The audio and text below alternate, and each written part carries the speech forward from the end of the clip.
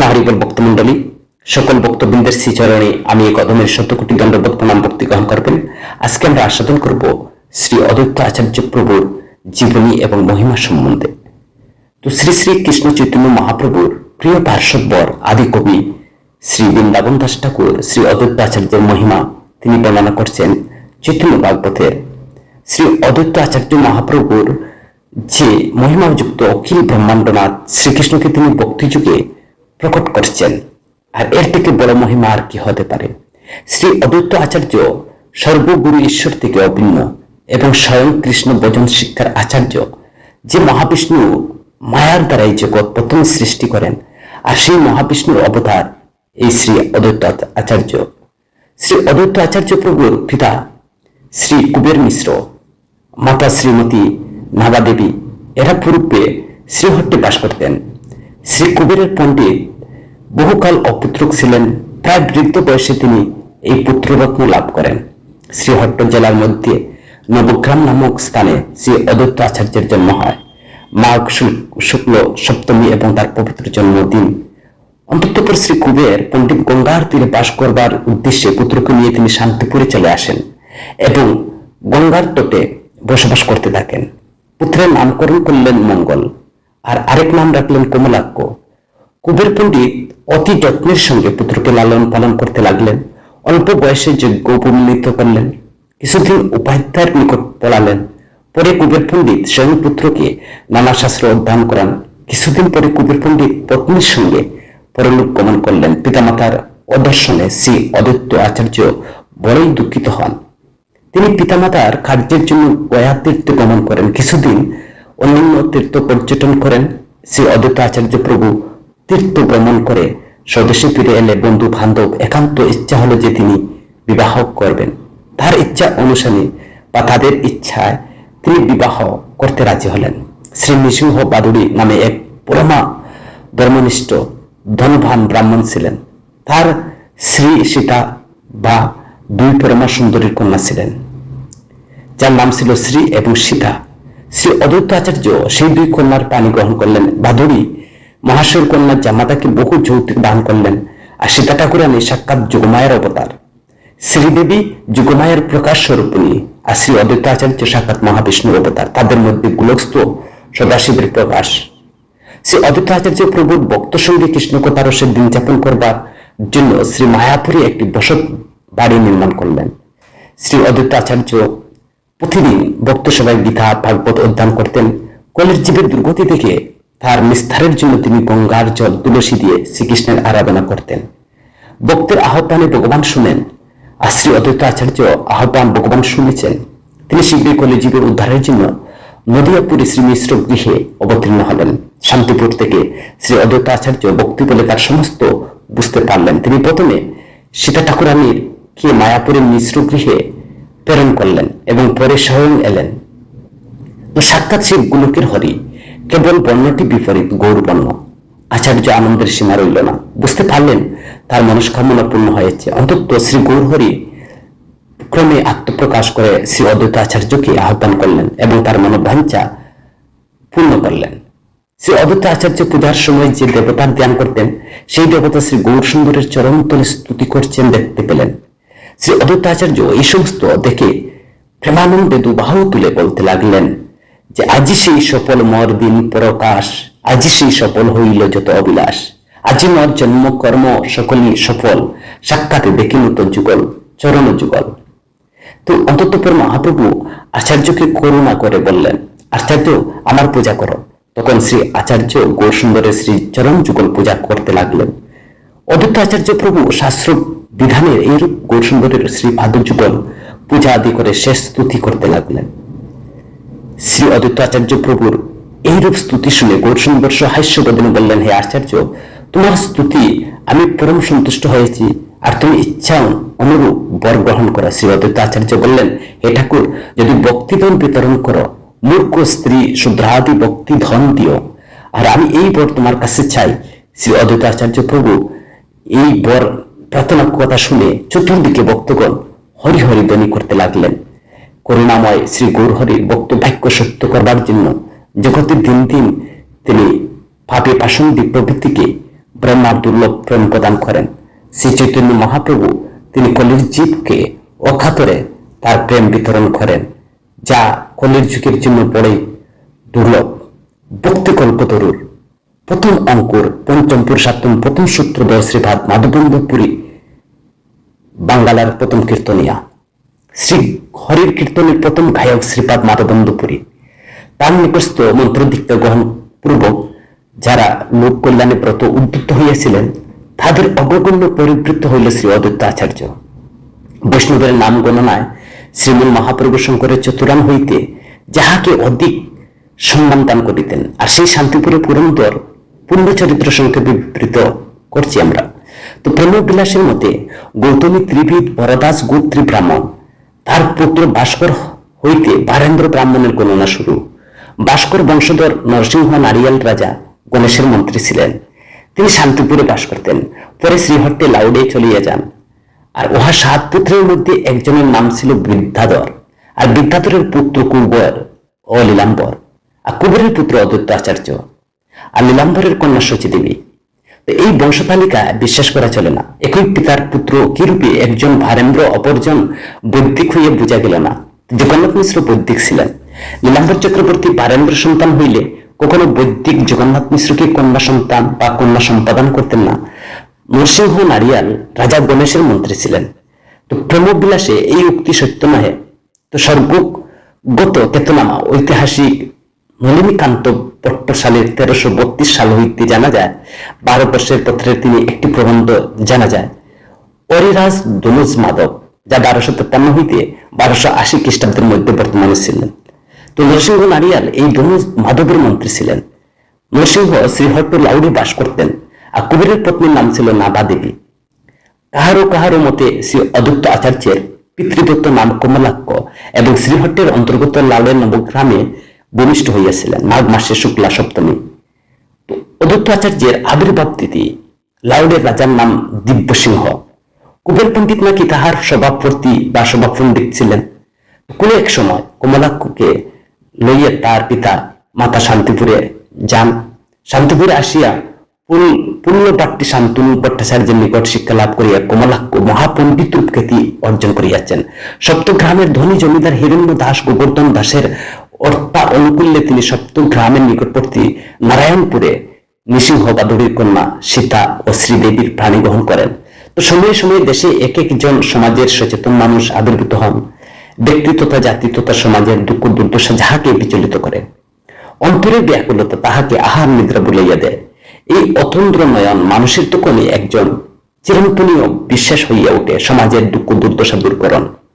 তার সংকল্প সুদূর চেতনা সংগ্রামিক একটি ক্ষুদ্র গোষ্ঠীর মধ্যে, আর এই গোষ্ঠীকে কেন্দ্র করিয়া ইতিহাসের প্রবাহ আবর্তিত, আর এই গোষ্ঠীর ইতিহাসের গতি প্রবর্তিত করিয়া দেয়। গোষ্ঠীর ইতিহাসই যাত্রাপথে পথ পরিচালক আলোক স্তম্ভ। কখনো কখনো গোষ্ঠীর চিন্তাধারার বিদ্রোহের আকার পরিগ্রহ, গোষ্ঠীর সংকল্পের সাফল্য মণ্ডিত।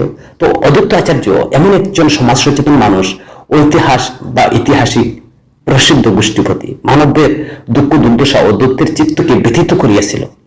সে মাধবেন্দ্রের নিকট তিনি দীক্ষা গ্রহণের পর এই বেদনা তীব্রতর হইয়া উঠিল। তিনি বুঝিতে পারিলেন কোন লোকান্তরে পুরুষের আবির্ভাব ভিন্ন এই দুঃখ দুর্ভিক্ষকরণের জন্য তাহাদের সাহিত্যথিত। তিনি একাগ্র চিত্তে ভগবত আবির্ভাবের কামনায় শ্রী ভগবানের আরাধনায় প্রবৃত্ত হলেন। এই সময় ব্রহ্ম হরিদাস আসিয়া আচার্যের সঙ্গে মিলিত হন।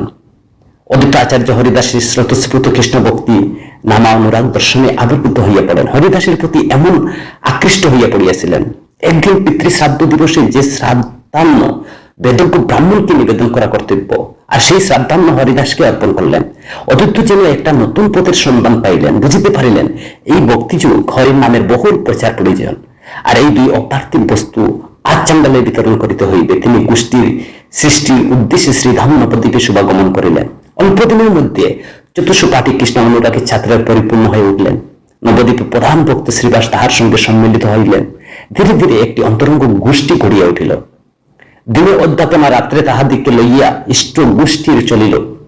তো উহাদের মধ্যে লোকনাথ, মুকুন্দ দত্ত, শুক্লাম্বর ব্রহ্মচারী প্রভৃতি নাম উল্লেখযোগ্য অধিষ্ঠান ভূমি নির্মিত হইল। অদ্বৈতের আকুল আহ্বানে মর্ত্যসীমা অতিক্রম পূর্বক গোলকে গিয়া প্রতিদ্বন্দ্বিত করিল। গোলকের সম্পদ অবতীর্ণ হইল। শ্রী ভগবানের পাদ স্পর্শে ধরণী দুলি ধন্য হইয়া গেল। ফাল্গুনের আকার রজনী পূর্ণচন্দ্রের উদয় হইয়াছে। সায়ান্নে বাহু আসিয়া চন্দ্রকে গহন বা গ্রাস করিল। সুরধ্বনি সলিলে স্নানরত নরনারী মৃত কণ্ঠে হরিধ্বনি। গঙ্গা নবদ্বীপে গৃহে গৃহে শঙ্খধ্বনি। পথে পথে হরির নাম সংকীর্তন। জগন্নাথ মিশ্রের কুটিরে দিব্যলোকে উদ্ভাসিত করিয়া হরির নাম মূর্তি নদিয়ার চাঁদ উদিত হইল। অদ্বৈত আচার্যের পার্থিত মহামানব আচার্য তাহাকে নানাভাবে পরীক্ষা করিয়াছেন, কিন্তু বিষ্ণুকণ্ঠা উপনিষ্ঠ নিমাই পণ্ডিত যেদিন অদ্বৈত শীতে চরণ অর্পণ করেন, আর সেদিন আচার্যের সর্বসংশয় তিরোহিত হইল। অদ্বৈত আচার্য গোসাইতি জগতে ধন্য, তারাদিক প্রিয় মর কেহ নাহি অন্য। আপনি ঈশ্বরের অংশ, জগতের গুরু। তার দেহ পূজা পাইলে কৃষ্ণ পূজা পায়। অদ্বৈত আচার্য সম্পর্কে শ্রী হট্টবাসী এবং সংস্কৃতের চৈতন্য চরিত্রামৃত রচয়িতা মুরারি গুপ্তকে বলেছিলেন, স্বয়ং শ্রী চৈতন্য মা যাহার জন্য যে দিন মাস এমনকি বছরের পর বছর কৃষ্ণ ভজন গঙ্গার বক্ষে দাঁড়িয়ে তুলসী পুষ্পাঞ্জলি অর্পণ করে মুক্তিদাতা মহামানবকে আহ্বান করেছিলেন অদ্বৈত আচার্য। প্রার্থনা জানাতেন, প্রভু আরো দেরি করেন না, তাড়াহুড়া করে এসো। অধঃপতনের শেষ সীমা পর্যন্ত পৌঁছেছে, তুমি ছাড়া আর এই উদ্ধারের পথ নেই। এইভাবে অদ্বৈত আচার্য তিনি প্রার্থনা করছেন বছরের পর বছর।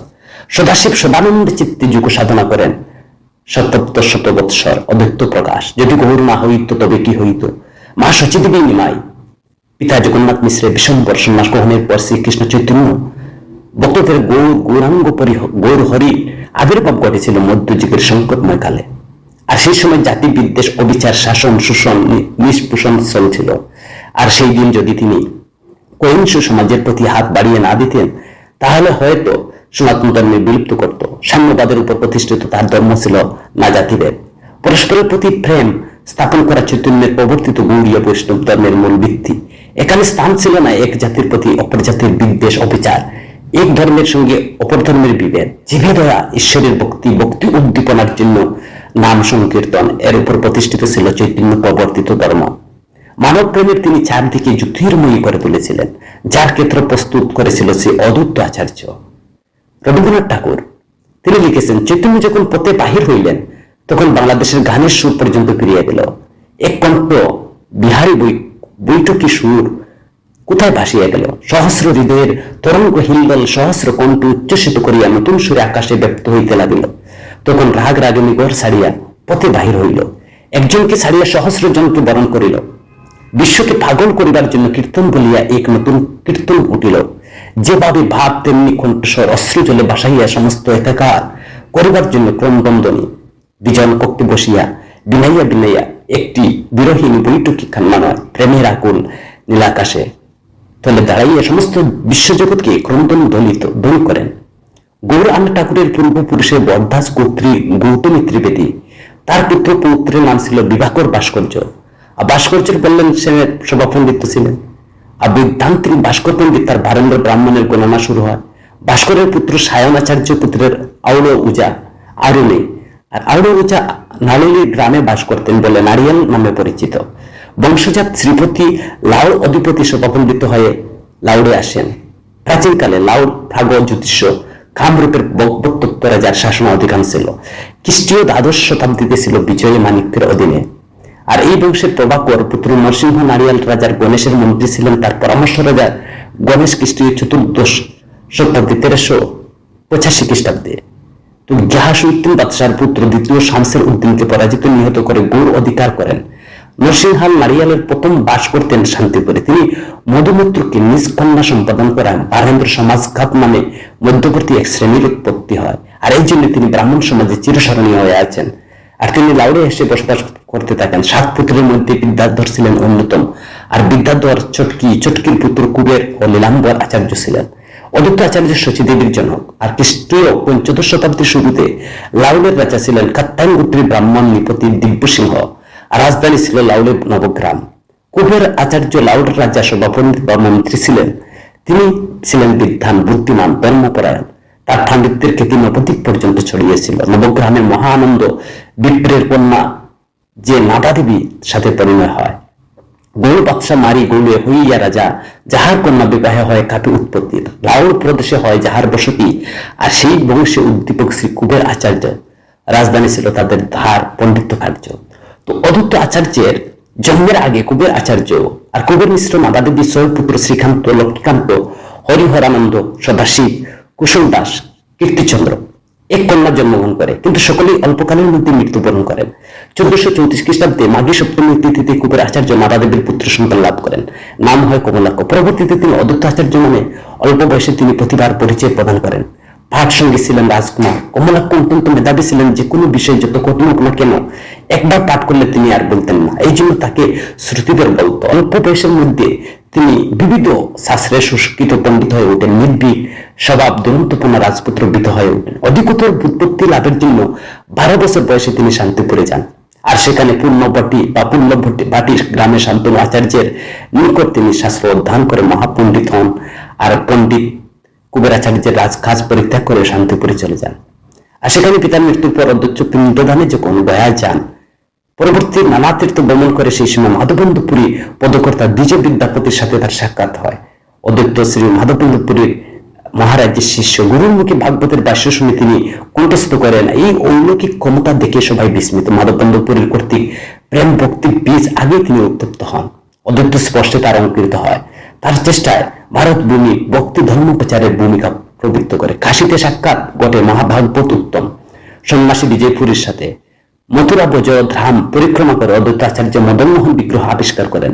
একটি বটগাছের নিচে অভিষেক এবং স্থাপন করেন।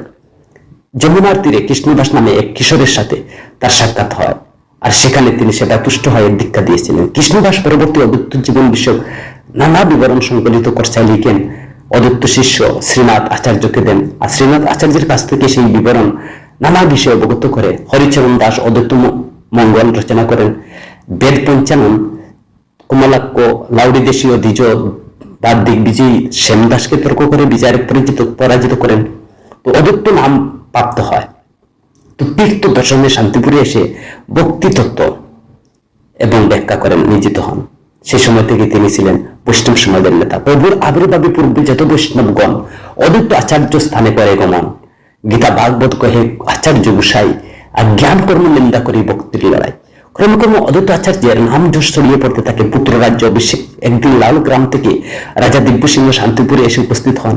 শক্তির উপাসনা ত্যাগ করে বৈষ্ণব ধর্ম গ্রহণ করেন।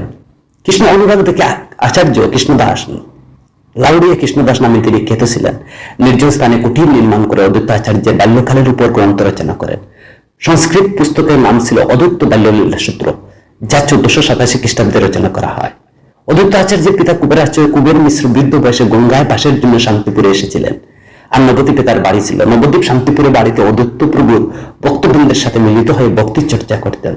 আর অদ্বৈতাচার্যের ভক্তি সম্মিলিত কথা শুনে যখন হরিদাস আকৃষ্ট হয়ে শান্তিপুরে 6 মাস তারা সেখানে ভোজন করেন। হরির নাম শুনলে তার হৃদয় আকুল হয়ে উঠত। নানাভাবে বুঝিয়ে ভয় দেখিয়ে না ফেরাতে পেরে ভালো পিতামাতার হরিদাসকে ঘর থেকে বের করে দিয়ে প্রতিদিন 3 লক্ষ নাম জপ করতেন। সই কেবা শুনাইল শ্যাম নাম, কানের ভিতরে দিয়া মরমে পশিল গো, আকুল করিল প্রাণ। চণ্ডীদাসের গান। অদ্বৈত প্রভু তার ভক্তির শিক্ষা প্রদান করেন। তিনি তার দীক্ষা হরিদাসকে তিনি খুব স্নেহ করতেন। ছোট্ট ব্রাহ্মণ হয়ে পিতার শ্রাদ্ধে হরিদাস ঠাকুরকে পূজন করান। সমাজপতিরা এতে প্রতিবাদ করেন। নির্ভীক আচার্য বললেন, ব্রাহ্মণের ঘরে জন্ম নিলেই ব্রাহ্মণ হয় না, যারা ব্রাহ্মণ গুণ আছে কেবল তিনি ব্রাহ্মণ। আচার্য হরিদাস ঠাকুরজি এরূপ সম্মান করতেন। হরিদাসের বয়ের কারণ হয়ে উঠল। আচার্য হরিদাস, অলৌকিক আচার তোমার কহিতে বয় পাই, সেই কহে করিবে যাতে তোমার রক্ষা। তো উত্তরে আচার্য বলেন, তুমি খাইলে হয় কোটি ব্রাহ্মণের পূজন। তো এই ঘটনার পর থেকে হরিদাস হইলেন ভক্তির সম্মান মর্যাদা আসলেন। হরিদাসের তর্কযুক্ত পরাজিত হয়ে তর্ক চূড়ামণি যদুনন্দন আচার্য অদ্বৈত আচার্যের নিকট কৃষ্ণ মন্ত্র গ্রহণ করেন। শ্যামদাস, কৃষ্ণদাস, হরিদাস, শ্রীদাস পণ্ডিত যদুনন্দনের উদ্যোগ নারায়ণপুরের নৃসিংহ বাদুড়ির কন্যা সীতা শ্রীদেবী সাথে অদ্বৈত আচার্যের পরিণয় তখন মহাপ্রভুর জন্মই হয়নি। অদ্বৈত কুলকুলে বসেন নবদ্বীপে। আচার্য অগ্রসর হন অপুর সাধনার পথে। তার প্রথম সঙ্গী ছিলেন হরিদাস, যিনি বিভিন্ন স্থানে হরির নাম প্রচার করতেন এবং কৃষ্ণ গুণগান করতেন।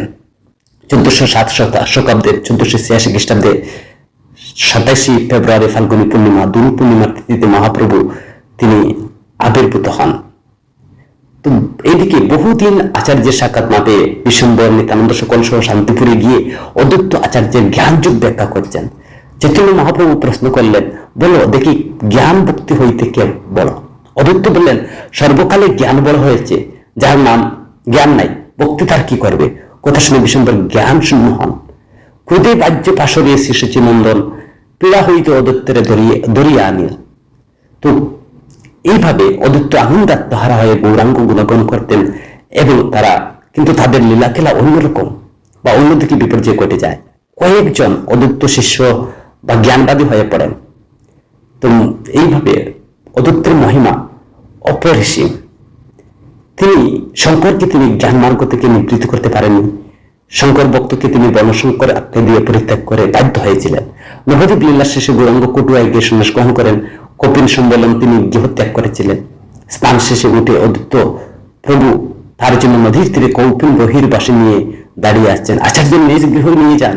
চৈতন্যকে একদিন চৈতন্য লীলা চলে পথে যাত্রা করেন। পথে দেখাশোনা করার জন্য নিত্যানন্দ, মুকুন্দ, জগন্নাথ মিশ্র, দামোদরকে সঙ্গে পাঠিয়ে দেন আচার্য। এরপর নদিয়ার ছাদের হাট ভেঙে যায়। আচার্য শান্তিপুরে চলে যান। 3 বছর পর মহাপ্রভু দক্ষিণাত্যের পরিক্রমণ শেষে নীলাচলে ফিরলেন। অদ্বৈত আচার্যের ভক্তবৃন্দ তখন সাথে নিয়ে অদ্বৈতকে দেখে সবাই সম্বর্ধনা করলেন। তো এইভাবে অদ্বৈত আচার্যের মহিমা অপরিসীম। জগদানন্দ অদ্বৈত প্রভু একবার মহাপ্রভুর জন্য একটা তর্জা প্রহলিকা বলে পাঠান। বাউলকে কহি লোকে হইল আউল, আর বাউলকে কহি হাটে না বিকায় চাউল। তো এইভাবে কোনো প্রয়োজন নেই, মহানন্দে আপনি নিত্য বৃন্দাবনে চলে যান, মহাপ্রভুর কাজ শেষ হয়। তো ভক্তেরা গৌরাঙ্গ বলিলে কি আশ্চর্য আহ্বান বিসর্জন করে বড়ই পুটুর। তো 1455 শতাব্দী মহাপ্রভুর তীর ভাব করে 24 বছর বয়সে সন্ন্যাস তিনি নবদ্বীপ ছেড়ে চলে যান। পরবর্তী 6 বছর তিনি তীর্থ ভ্রমণ করেন। জীবনের শেষ 18 বছর কাটিয়েছেন শ্রীক্ষেত্রে। 48 বছর বয়সে মহাপ্রভু শ্রী চৈতন্য মহাপ্রভুর অপ্রকট হলো তার মহাসিন্ধুর মতো গভীর সীমাহীন। তো তিরোভাবের আগে অদ্বৈত আচার্য তিনি জন্মভূমি লাউ গৌরাঙ্গের নাম প্রচারের জন্য তিনি ঈশান নাগরিকের আদেশে তিনি এসেছিলেন। প্রায় অদ্বৈত আচার্যের 61 বছর বয়সের কাছাকাছি 1558 খ্রিস্টাব্দে অদ্বৈত প্রভুর অপ্রকট হন। অদ্বৈত পত্নী সীতা দেবী ঈশানদের পূর্বে দেশে এসে বিবাহ করে গৃহাশ্রম অবলম্বন করার আদেশ দেন। তো ঈশান নাগর লাউড়ে বসে 8 বছর বয়সে গ্রন্থ রচনা সমাপ্ত করেন।